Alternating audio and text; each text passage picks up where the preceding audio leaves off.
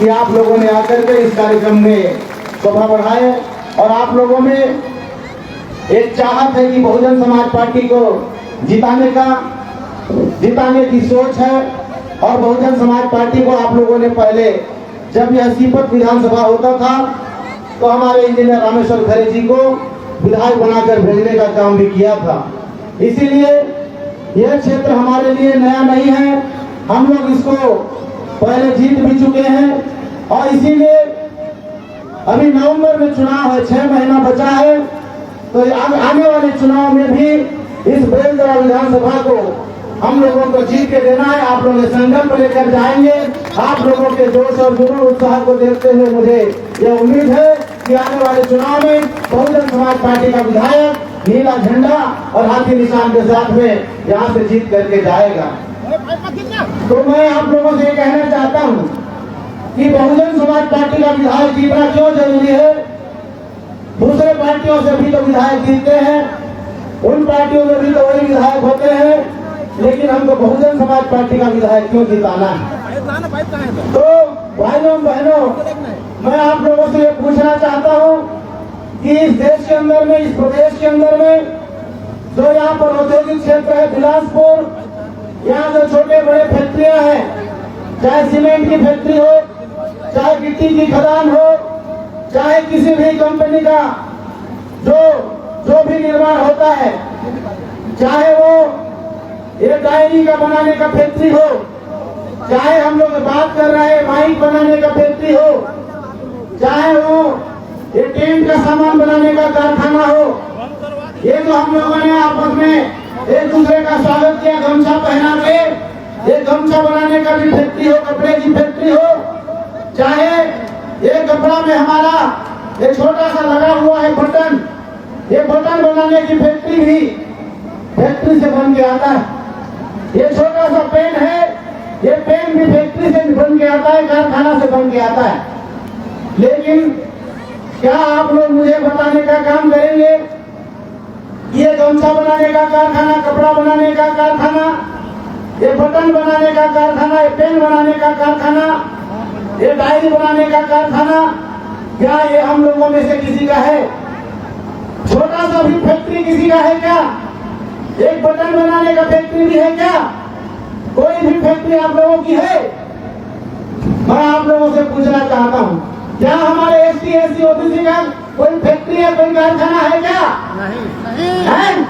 तो हम लोग हर चीज का इस्तेमाल करते हैं।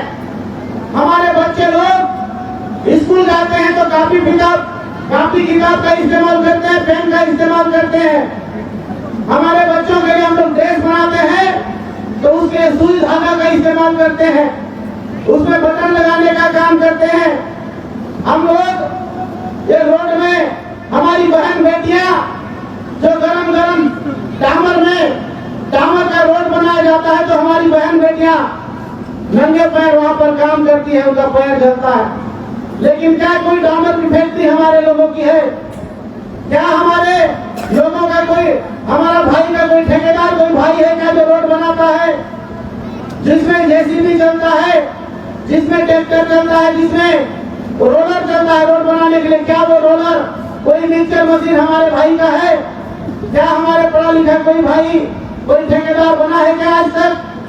तो मैं समझता हूँ कि कोई भी हमारा इस तरह का कारोबार नहीं है, हमारा कोई इस तरह का कारोबार नहीं है।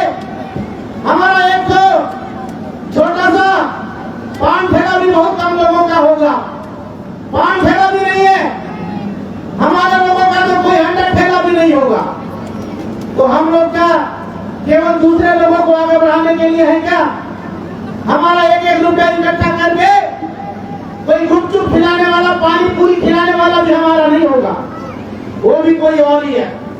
और उसके यहाँ जाके शाम को गुपचुप खाने का काम हम ही लोग करते हैं। तो हम लोग केवल और केवल मजदूर बन के रहने के लिए है क्या? क्या केवल हमारा काम मजदूर बनना है क्या? क्या हमारा काम केवल रेंजा कूली मिस्त्री बन के जिंदगी बिताने के लिए है क्या? और देखा जाए तो हमारे छत्तीसगढ़ में किस चीज की कमी है? क्या चीज की कमी है हमारे छत्तीसगढ़ में? मैं जहां से आता हूं, मैं बस्तर से चल के आया हूं आप लोगों के पास। बस्तर में वहां लोहा का खदान है, जिस लोहे को वहां से ट्रेन में भर के जगदलपुर लाते हैं और लोहे की गिट्टी को ट्रकों में भर भर के ये रायपुर में और बिलासपुर में लाया जाता है। जो फैक्ट्रियों में है वो लोहे की मिक्सचर मशीन में पीस करके चूहा बनाया जाता है। वो कोई लोहा पीसने का प्रेशर मशीन भी हमारे लोगों का नहीं है। लेकिन वहां देखा जाए तो हमारे लोग ही उन फैक्ट्रियों में काम करते हैं। हमारी बहन काम करती है, हमारे लड़के लोग काम करते हैं। और बाबा साहब डॉक्टर अम्बेडकर ने बनाया, कानून बनाया कि मजदूरों को 8 घंटा काम करना है। नौकरी पेशा वाले लोग नहीं 8 घंटा काम करते हैं।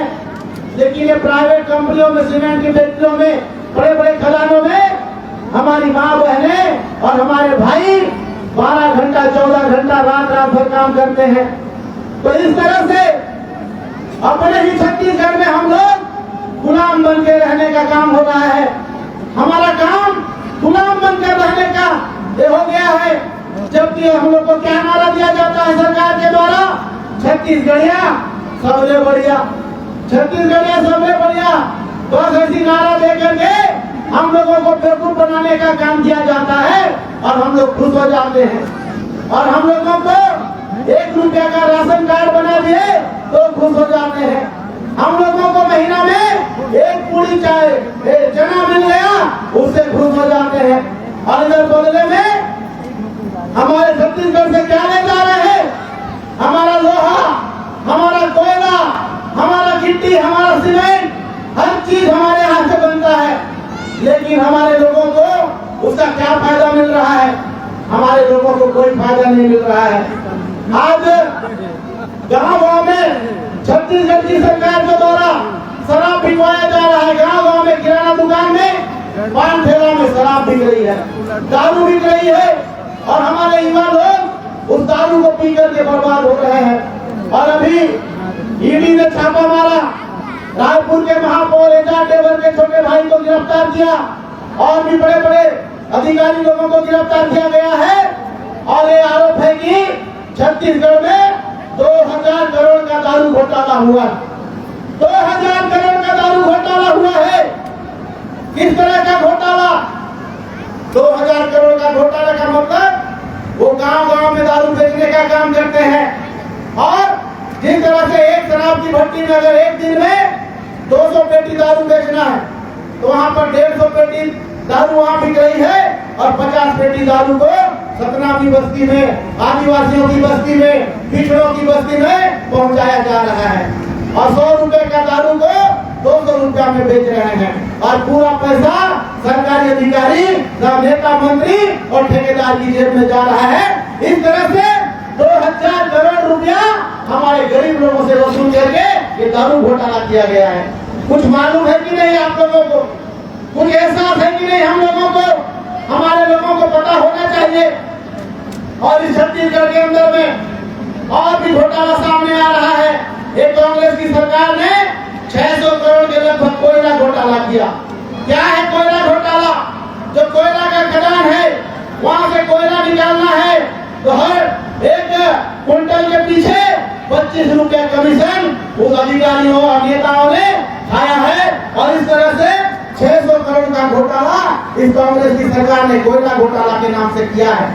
यही चीज को हम लोगों को जानना होगा कि जो पैसा हमारे बच्चों के लिए स्कूल खोलने के लिए इस्तेमाल होना चाहिए, जो पैसा हमारे बच्चे लोगों के लिए अच्छा स्कूल, अस्पताल और रोड बनाने के लिए होना चाहिए, वो बड़े बड़े नेता, ठेकेदार और अधिकारी मिल बांट के खा रहे हैं। और हमारे लोगों को झुनझुना पकड़ा दिया गया है 1 रुपया का कार्ड, 1 रुपया का राशन कार्ड। और आप लोगों को पता होगा ये जो कांग्रेस की सरकार है उससे पहले जो बीजेपी की सरकार थी उनके जमाने में भी नान घोटाला हुआ था। सरकारी राशन दुकान में चावल घोटाला, 36,000 करोड़ का घोटाला।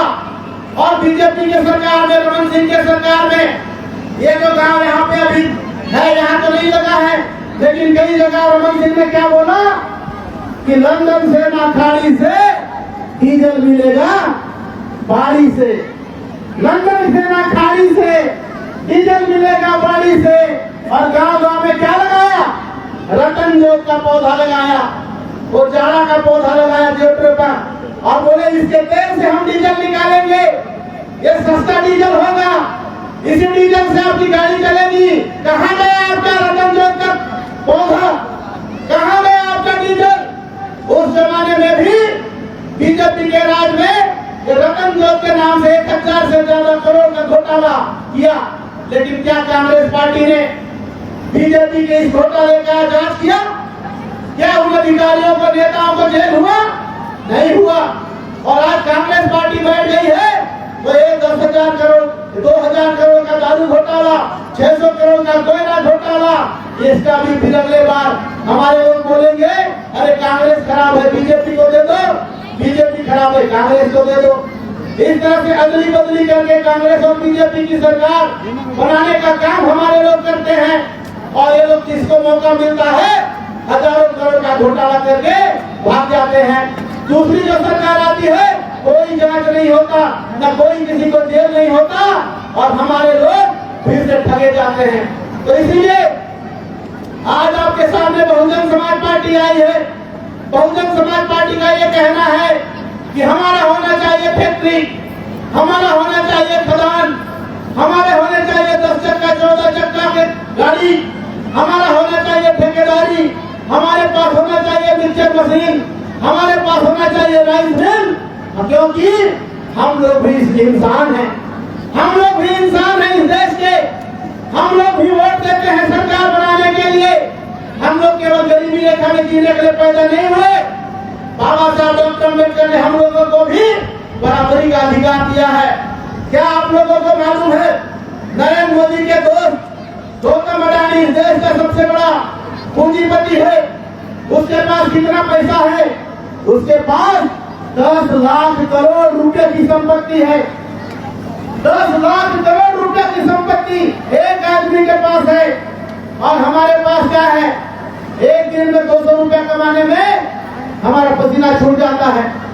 आप लोगों को बता दूं, अगर हमारे इस जगह के 400 लेबर को, अगर 100 लेबर को, अगर 100 लेबर को 400 रुपया रोजी दिया जाए तो वो लोग एक साल में लगातार रोजी 400 रुपया देकर अगर काम कराया जाए तो एक साल में वो लोग 1 करोड़ रुपया कमाएंगे। एक साल में 1 करोड़ रुपया कमाएंगे। तो जो गौतम अडानी की संपत्ति है कितनी है? 10 लाख करोड़ रुपया।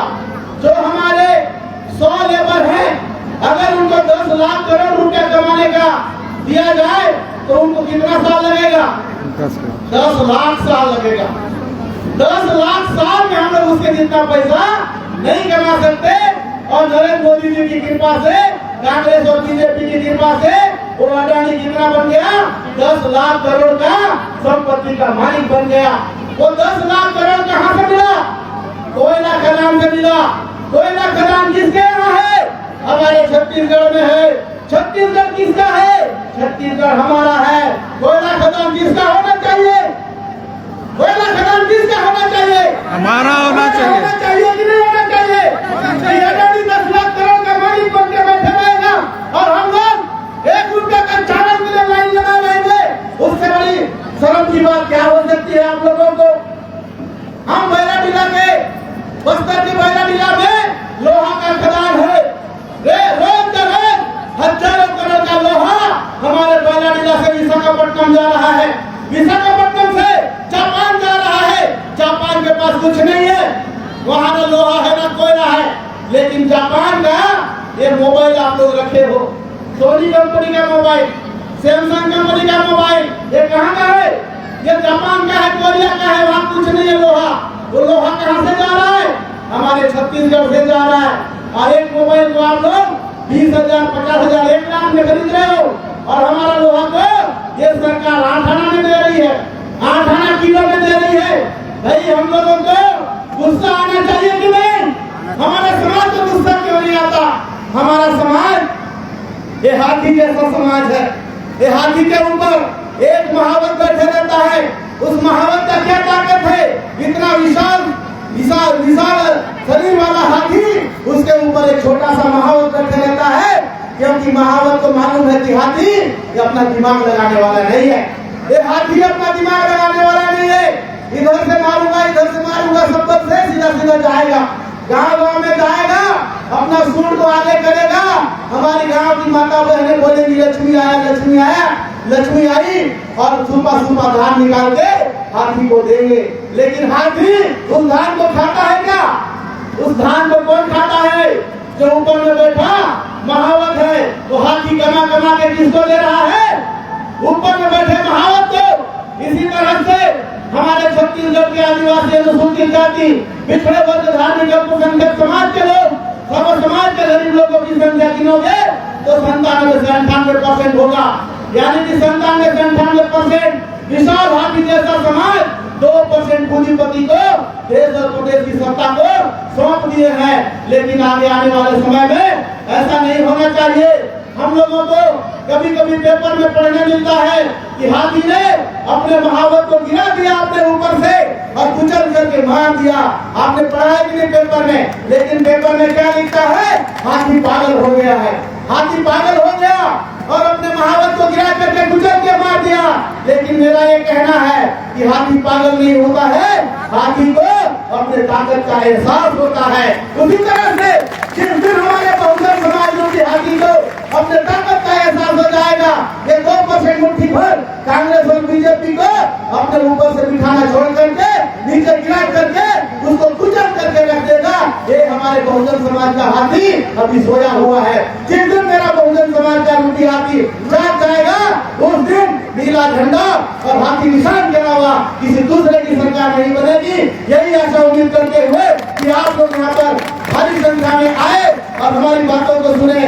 आप लोग गाँव गाँव में जाकर अपनी इन बातों का प्रचार करेंगे और नीला झंडा हाथी निशान का आने वाले चुनाव में वोट देकर के जिताने का काम करेंगे और बहुजन समाज पार्टी सरकार बना करके अपनी दुख तकलीफ को हमेशा हमेशा से दूर करने का काम करेंगे। यही आशा उम्मीद करते हुए आप लोगों ने मेरी बात को ध्यान से सुना, इसके लिए आप लोग का बहुत बहुत धन्यवाद अदा करके अपनी बात को विराम देता हूँ। आप सभी को सादर जय भीम, जय भीम, जय भीम, जय भीम, जय भीम। साथियों धन्यवाद। बहुजन विचारधारा को घर घर तक पहुंचाने के लिए हमारे YouTube चैनल को सब्सक्राइब करें, लाइक करें, कमेंट करें, शेयर करें और बेल आइकन की घंटी दबाना ना भूलें।